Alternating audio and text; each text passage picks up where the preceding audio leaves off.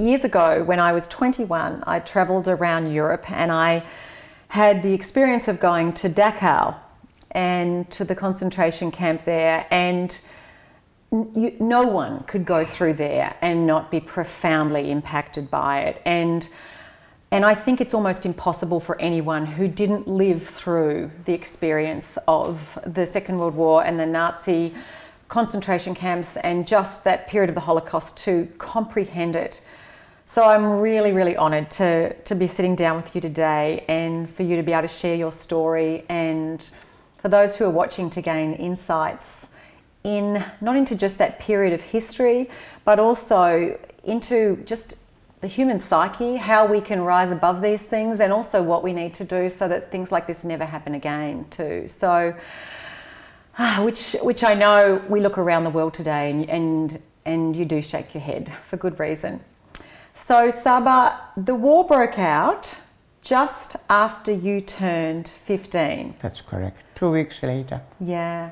And so you spent the next 5 years or so living in a ghetto, is that right? Can you just share a little bit about that? I mean, I assume, did you get made to wear the star? Oh, of course, yeah. That was before the ghetto. Yes, well before that. Oh yes, and that was a very, very depressing, and for me personally, very dehumanizing moment to have to wear the star and be straight away pointed to or recognized, oh, this is a Jew. Yeah.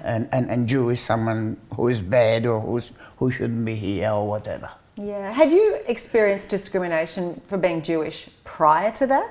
No. In fact, my high school that I attended was a Polish high school, not a Jewish high school. Yeah. So it must have been the first time you ever just thought, I'm considered different because... Exactly, because when I was standing in a queue for bread, because straight away there were queues for food.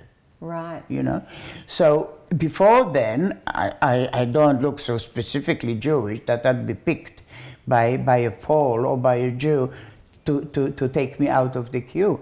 But the minute you had a star on you, then of course anybody could say out of the queue. And so tell me about those years in the ghetto.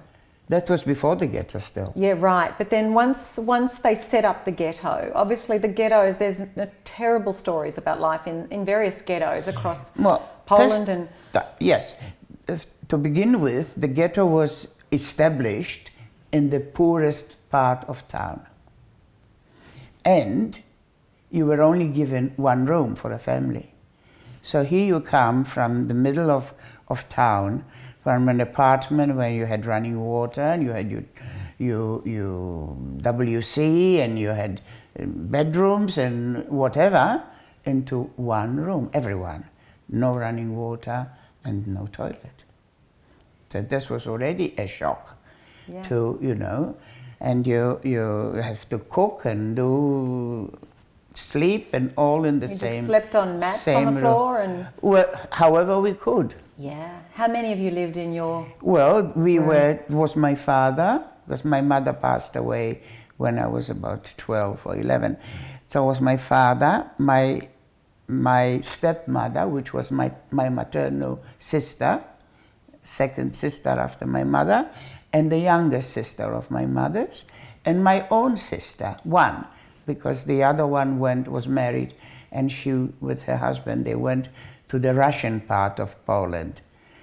And unfortunately, even though I went through camps, and my sister, the middle sister, we went through the camps, and she didn't. And she didn't survive, neither did her husband or the little baby that she had during the war. How did your sister die in the Russian part of Poland? Because as the things were changing, and the Russians and the Germans declared war on Russia, they occupied that part of Poland. Mm-hmm. And the Einsatzgruppe, which was a particular part of the Nazi troops, did the most horrendous things that you can imagine, because people had to dig their own graves and they would be shot into them. Mm-hmm. So I don't know exactly the date or the place exactly where they perished. But that's where they were. How did you, as a a teenager make sense of just the complete lack of humanity in how you were treated for nothing other than, you know, your birth line? You couldn't absorb it.